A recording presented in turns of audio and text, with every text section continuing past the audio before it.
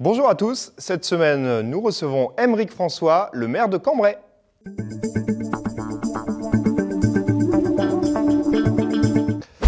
Et cette semaine on reçoit donc Aymeric François, maire de Cambrai. Monsieur François, bonjour.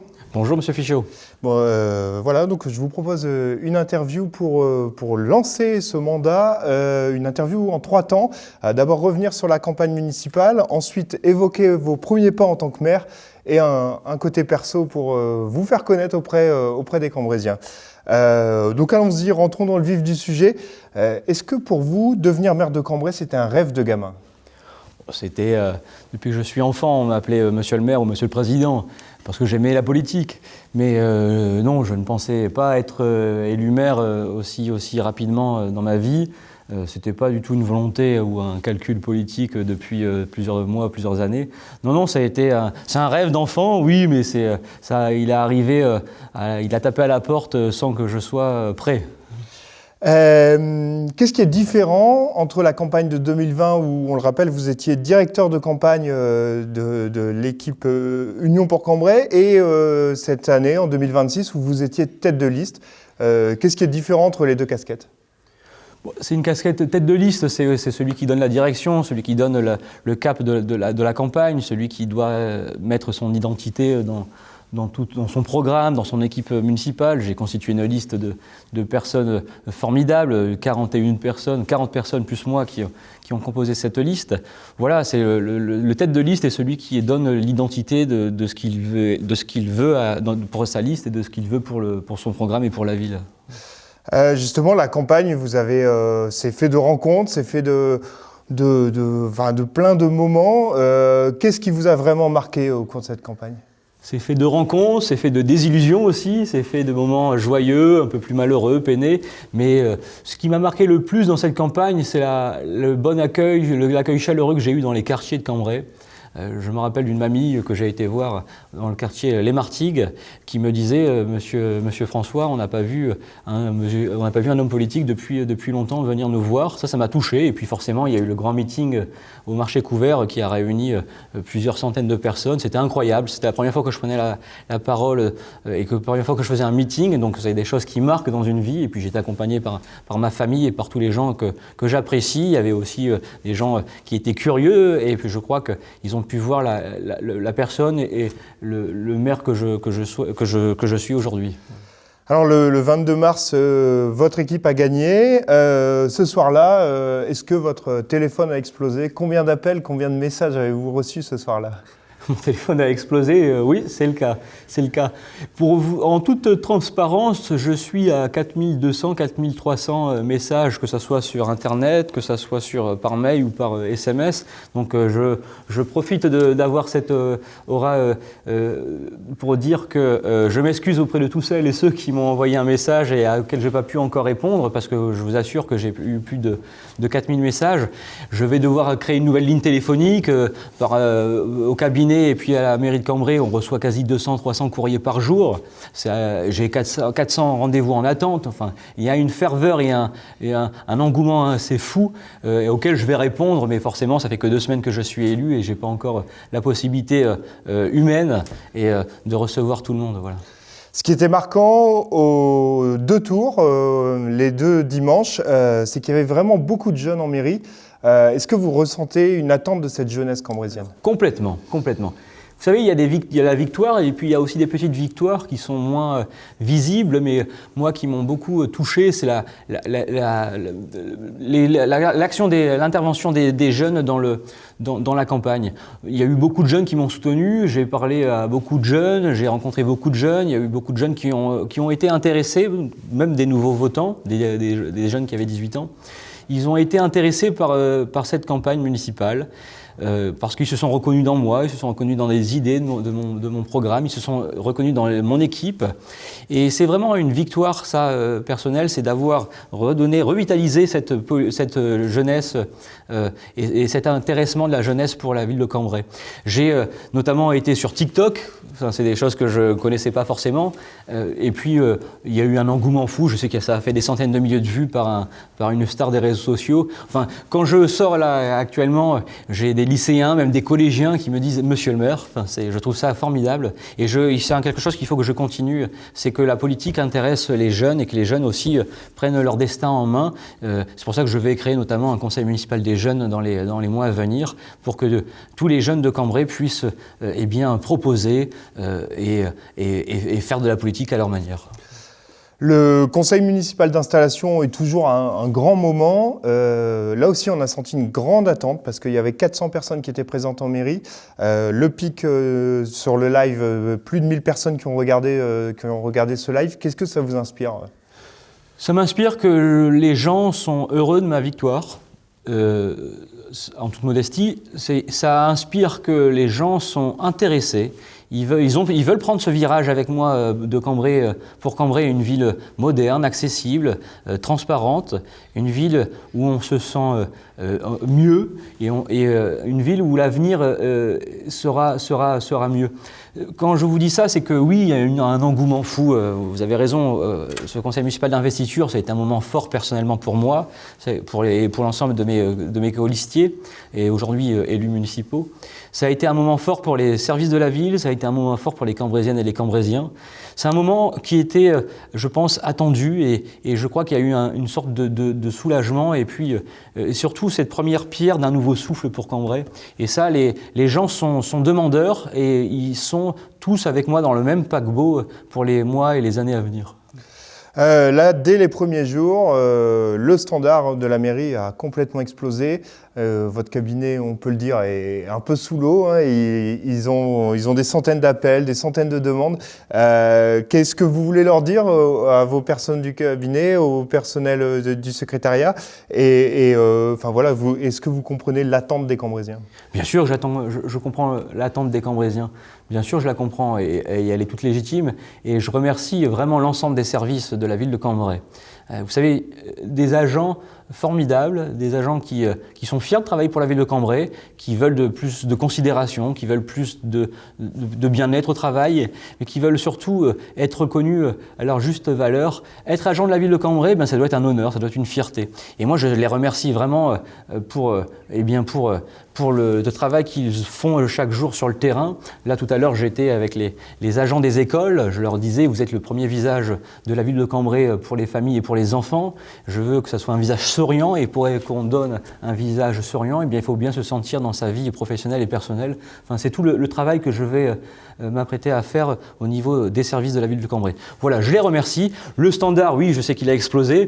Vous savez, à la presse, il y a quelques jours, j'ai dit je veux être une machine de guerre. Alors, on est vraiment dans le lexique, le champ lexical il y a l'explosion, la machine de la guerre. Bon, je veux quand même rassurer les Cambraisiens et les Cambraisiens, je ne suis pas non plus quelqu'un qui est fou et je ne suis pas un soldat.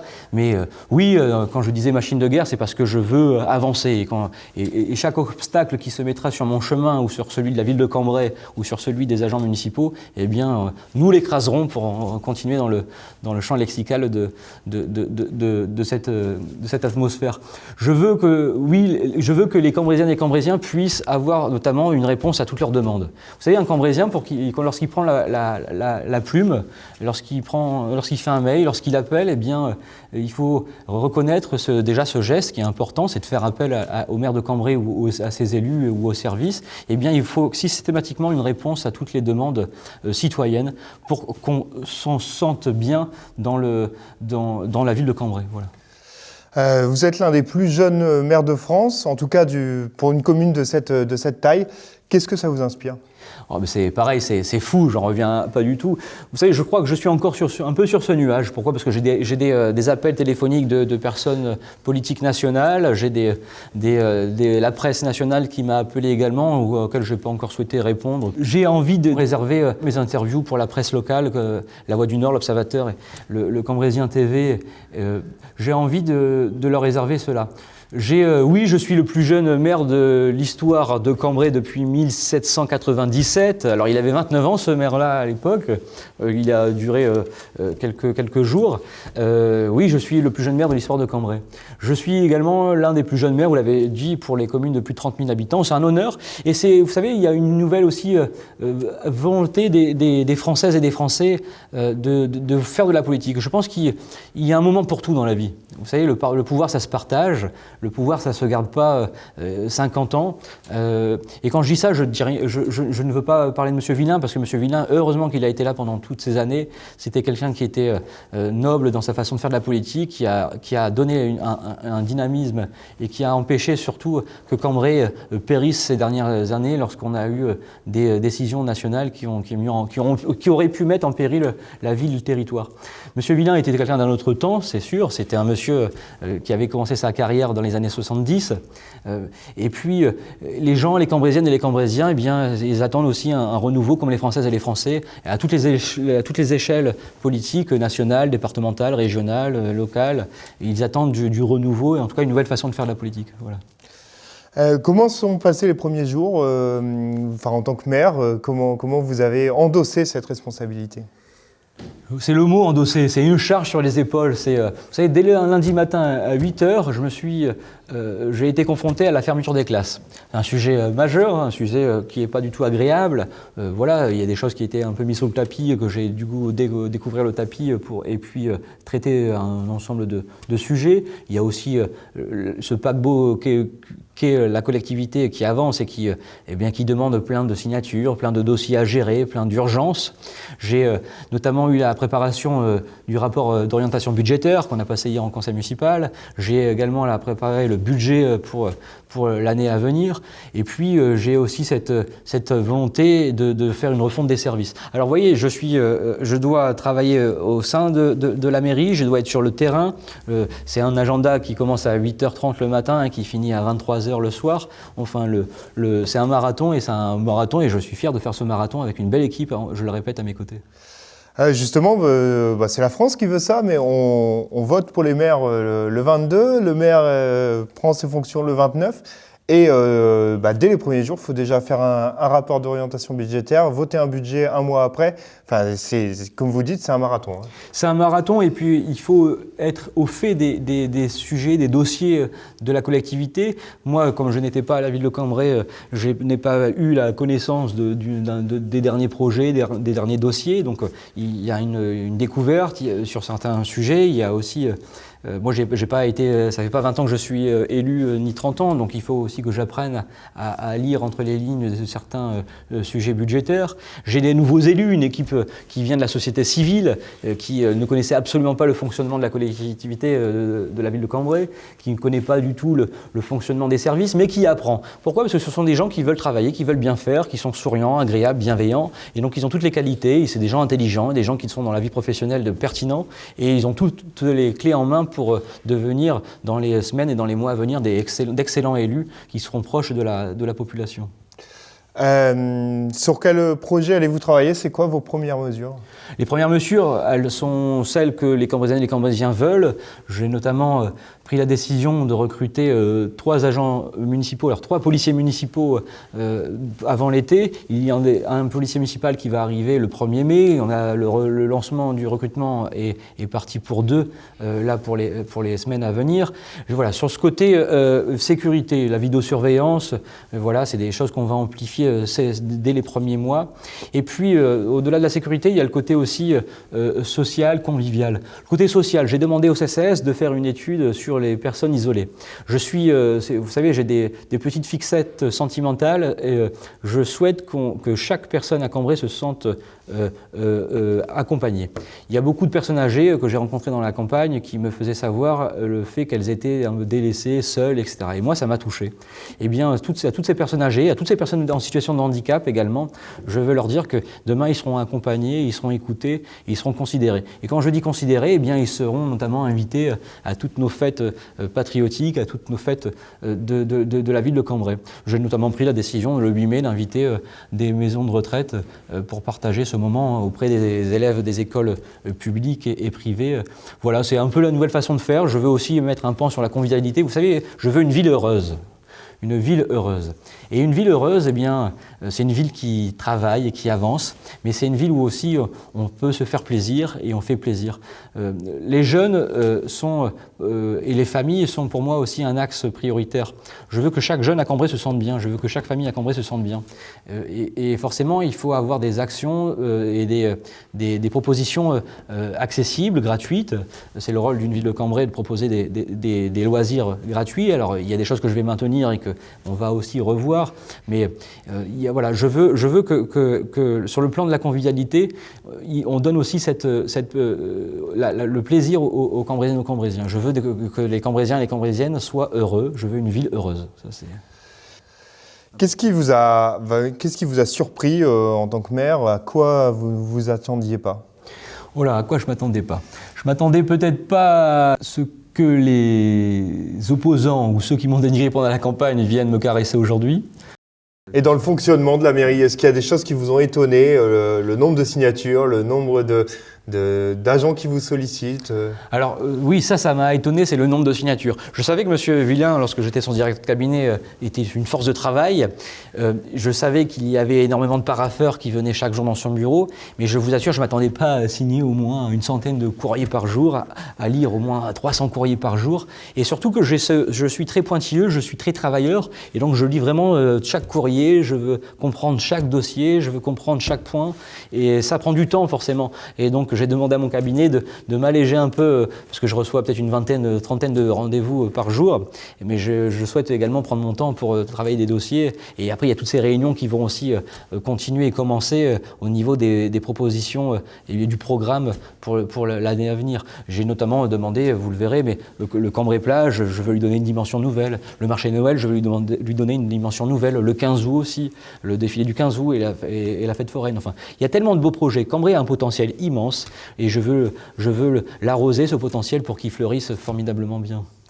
Une journée type, s'il en existe une, de maire, ça ressemble à quoi? J'arrive à la mairie à 8h, 8h15, je lis la presse 30 minutes, je fais des fois des coups de fil parce qu'il y a des choses qui m'interpellent dans la presse, notamment à des associations, etc.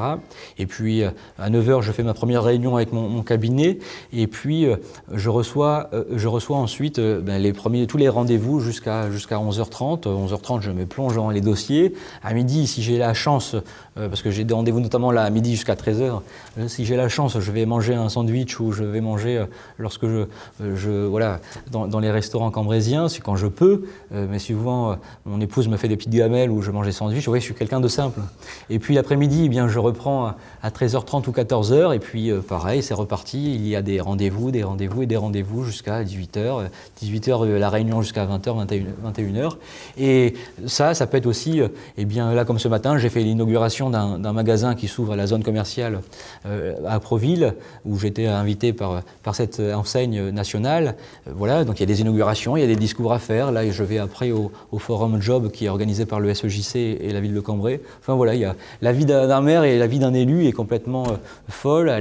Chaque jour est différent et chaque jour est plaisant. Voilà. On va aborder maintenant le côté un peu perso. Quels sont vos loisirs, quelles sont vos passions? Voilà. Mes passions, mes loisirs. Je suis un amoureux du football, j'ai plus forcément le temps de regarder le football. J'ai comme loisir la musique, je suis président de la batterie fanfare de Cambrai. J'adore la musique, voilà. J'adore les choses, enfin je vais peut-être vous surprendre, mais j'aime bien regarder des vidéos, du gaming. Enfin c'est des choses qui m'interpellent parce que j'essaye toujours de comprendre cette nouvelle génération. J'ai mes neveux notamment et des enfants autour de moi qui sont des adeptes de jeux vidéo, et je me dis toujours, mais j'aimerais bien m'y mettre pour voir qu'est-ce que ça donne comme sensation d'être derrière un écran. Alors j'y arrive pas, je suis complètement nul à la ramasse sur ça, mais bon, c'est pour partager des moments avec mes neveux. Je suis un amoureux des brocantes, enfin j'aime bien flâner et chiner, ce qu'on appelle ça, enfin voilà. J'aime bien également aller dans les musées, enfin et lire surtout. Je suis un amoureux de la littérature, et ça, mon épouse m'a déjà dit de récupérer tous les livres qui prenaient de la place chez moi, et j'ai tous ramenés à la mairie, donc j'ai quasi 600 livres, 700 livres qui sont arrivés au sein de l'hôtel de ville. C'est des livres dans lesquels je me replonge, j'aime me replonger, voilà. Justement, parlons football. Je crois que vous avez eu une carrière assez éphémère, on peut dire, à la CC. Éphémère, elle était bonne, elle était pertinente, mais éphémère.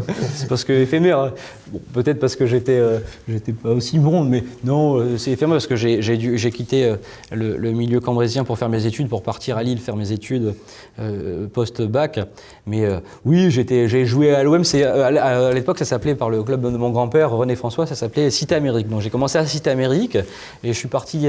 David Di Liberto m'avait vu et il m'avait, je sais plus le terme qu'on emploie footballistiquement, mais il m'avait recruté pour aller à l'ACC. Donc j'ai fait toutes mes classes à l'ACC de football jusqu'à mes 16-17 ans, je crois, en tant que joueur. Et puis dès mes 14-15 ans, j'ai été éducateur de football où j'ai eu des centaines de jeunes parents. Et ça, j'ai fait ça jusqu'à mes 17-18 ans également. Enfin, oui, l'ACC est un club que je chéris et que j'aime énormément. J'ai mon grand-père qui tient le club House avec Jean-Pierre Rosel depuis 30-40 ans peut-être. Enfin voilà, c'est un club qui m'est très cher. Justement, il y a un peu une Madeleine de Proust à l'ACC, l'odeur des crêpes. Hein. Oui, l'odeur des crêpes, c'est quelque chose que j'ai connu parfaitement. Il y avait Madame Mémé, on l'appelait, Madame Dubois. C'était quelque chose, moi, qui me tenait à cœur et qui me tient toujours à cœur. Et c'est là où on a des formidables bénévoles. Vous savez, il y a dans tous les clubs de Cambrai, que ce soit au basket, au rugby, au football, à l'escrime, dans les milieux aussi culturels, dans les associations culturelles, dans les associations caritatives, on a des formidables bénévoles qui s'engagent parce qu'ils croient en quelque chose. Alors, ils croient à cette convivialité, à cette fraternité qu'on ne peut avoir que dans les associations. Cambrai est une ville riche d'associations. Je sais quelque chose que je veux conforter et améliorer dans le sens où je veux davantage les accompagner. Je remercie l'ensemble des bénévoles aussi des associations. Et quand vous parlez des crêpes, oui, les crêpes sont faites par des bénévoles qui sont gourmands, mais qui veulent aussi faire plaisir à tous les joueurs de la CC Cambrai. Au niveau national, au football, est-ce que vous supportez un club en particulier? Alors si je dis ça, je vais me mettre à dos peut-être un quart ou un tiers ou la moitié des Cambrésiens. J'aime beaucoup le LOSC. Bon, voilà. Mais dans ma famille, il y a beaucoup de Lensois, quasi que des Lensois. Le RC Lens est présent partout sur tous les maillots et tous les pyjamas de ma famille. J'ai aussi des amoureux de Marseille. Alors il y a un Parisien, un qui supporte le PSG, bon voilà. Mais le reste, il y a Marseille, le RC Lens, et puis moi je suis très LOSC, voilà.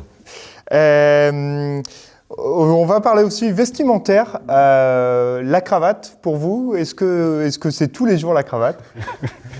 La cravate, c'est tous les jours. Je porte la cravate depuis. C'est pas une mode pour moi. C'est pas un habit.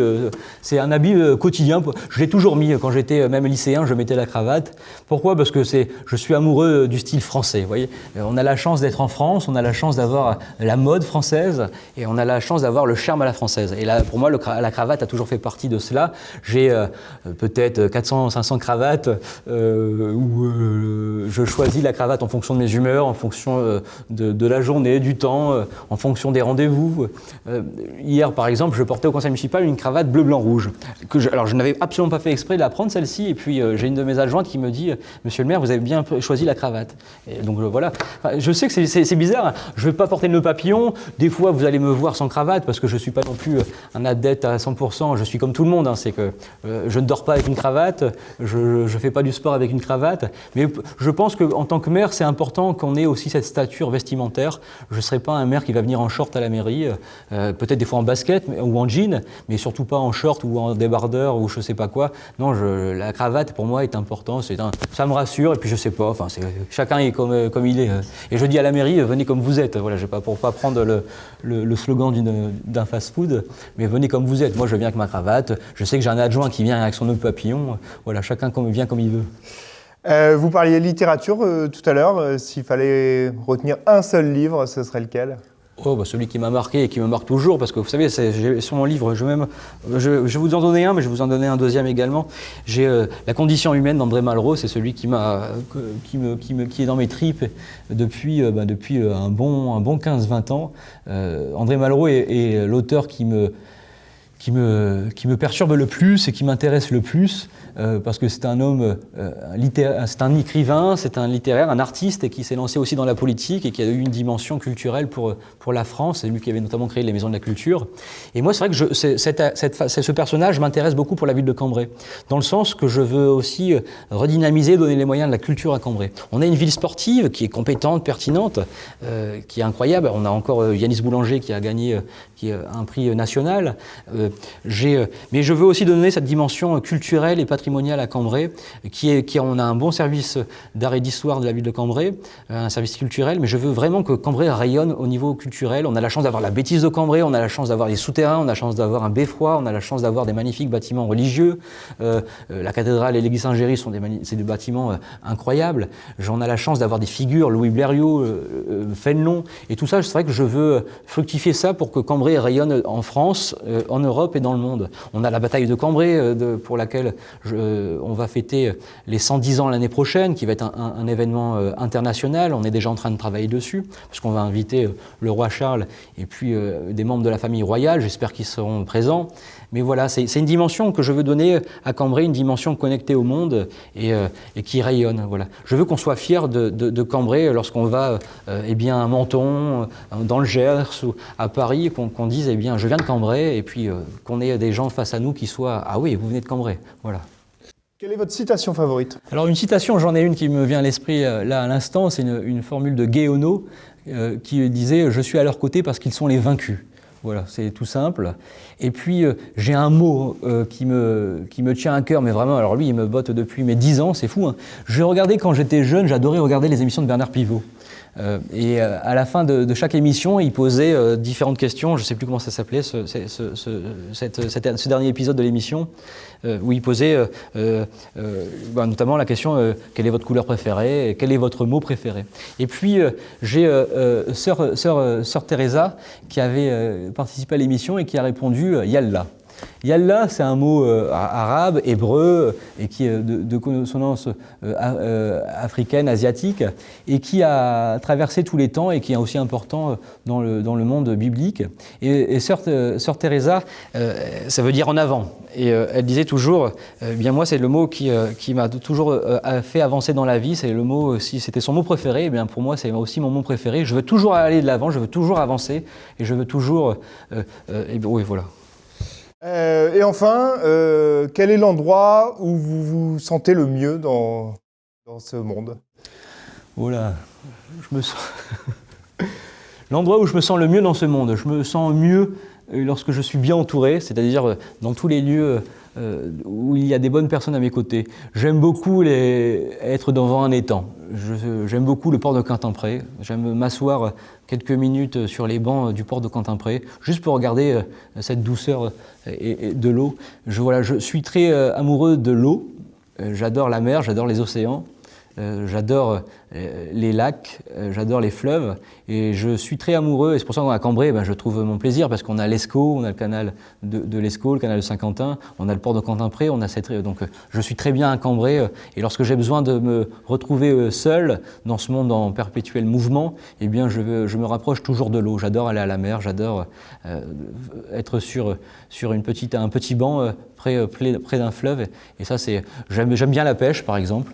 Je me sens bien auprès de l'eau. Voilà. Parfait, monsieur le maire. Je pense qu'on a dépeint un portrait de vous que les Cambraisiens ne connaissaient pas forcément. On connaît vos grands axes. Je pense qu'on sera amené à se revoir au cours du mandat pour refaire des points réguliers sur les projets. En tout cas, merci d'avoir accepté l'interview de début de mandat. Merci à vous. Merci à vous, monsieur Fichot, et merci aux Cambraisiens TV. Merci. Voilà, c'est tout pour cette semaine. On se retrouve la semaine prochaine pour un nouveau numéro.